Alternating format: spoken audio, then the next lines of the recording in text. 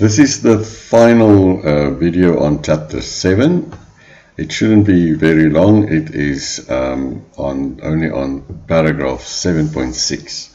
But this is a very important paragraph which you should read very, very carefully and study. You can expect the material from this paragraph in some test or exam. The government and the economy, long-term effects is the heading.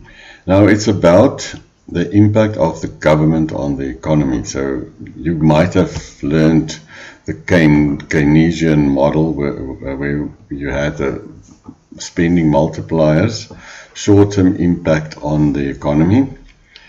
But we're interested in the long-term role of government, and it has to do with Romer's new growth theory, or the endogenous growth theory. Have you heard of Romer's new growth theory? Perhaps you did that in macro with Professor Bowman last year. So you have to be able to say what the new growth theory is all about.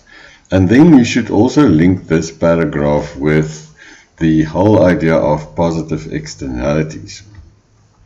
And so we've seen that education, for example, is a merit good, and the government is supposed to subsidize education because the private sector doesn't take all the good benefits into consideration, so they don't provide enough of that, and that's why the government should step in. So the whole linkage with externalities is also very important. So I found a YouTube video on Paul Romer, and you should watch this video. I'll just show you a little bit of it. So thank you, Per, for framing the work that Bill and I have been engaged in such, I think, an appropriate way. It really is the global macroeconomics of the tension between the restraining force of scarce resources and the positive force that can come from discovery and innovation. Let me ask you to thank all the members of the committee for highlighting the connection between these two forces, the restraining and the positive, and it's the balance of these two that will determine our fate. So that's Paul Romer, and I was really pleasantly surprised to see that he's not even 70 years old yet, and he won the Nobel Prize for Macroeconomics in 2018, which is 5 years ago. So he was just over 60 years old when he won the Nobel Prize. So that's really a fantastic accomplishment. So you should really Google Romer and watch one or two of his videos. So Romer stressed the fact that it's very important for the government to invest in infrastructure. So the total production capital in the economy, I've taken this from the textbook, but I think it's so important that it needs to be highlighted, includes more than just privately owned physical capital, such as factories, equipment, office buildings, luxury homes. So the total production capital includes the existing economic physical infrastructure, such as roads, rail, street lighting, sewage systems, water, electricity, which is usually provided by the government. Also, accumulated human capital acquired through education, training, and health care. So that's what we call social infrastructure, also provided by the government.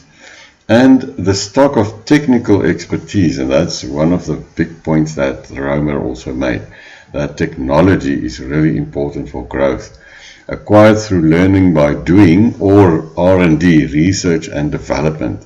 So the private sector does do research and development, but it's also the task of the government to subsidize research and development so that the social capital can increase.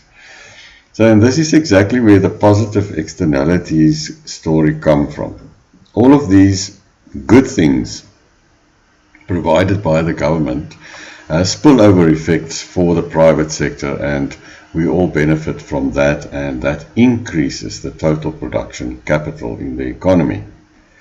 So the story about externalities is what is important and which you should know, and that is, since the marginal private benefits from investments in the economic infrastructure, human capital and R&D are lower than the corresponding marginal social benefits. The private benefits are smaller than the social benefits.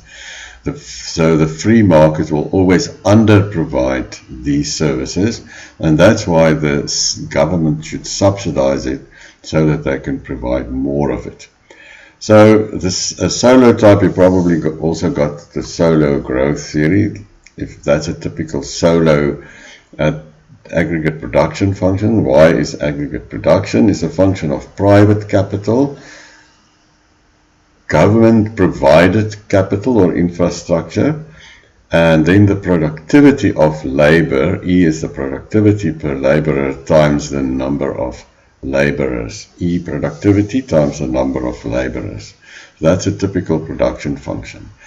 Now, it goes further than this, namely to be extended where the capital provided by the government influences the capital provided by the private sector. So if there are very nice roads and rail and very good infrastructure, then that will cause the private sector to invest more. If we have fantastic infrastructure, we may even draw, and we do, draw companies from abroad to come and set up their factories and industries in South Africa. So private capital is a function of government provided capital. Then the KG is still directly also influencing production, and then also the productivity by labor is a function of how much the government invests, for example, in education. So E is the productivity per laborer that can increase with education times the number of laborers. So 7.1a is the same production function as 7.1, it's just more elaborate. So there's not a single sentence in 7.6 which is not important. So make sure that you study this part very carefully, and that concludes chapter 7.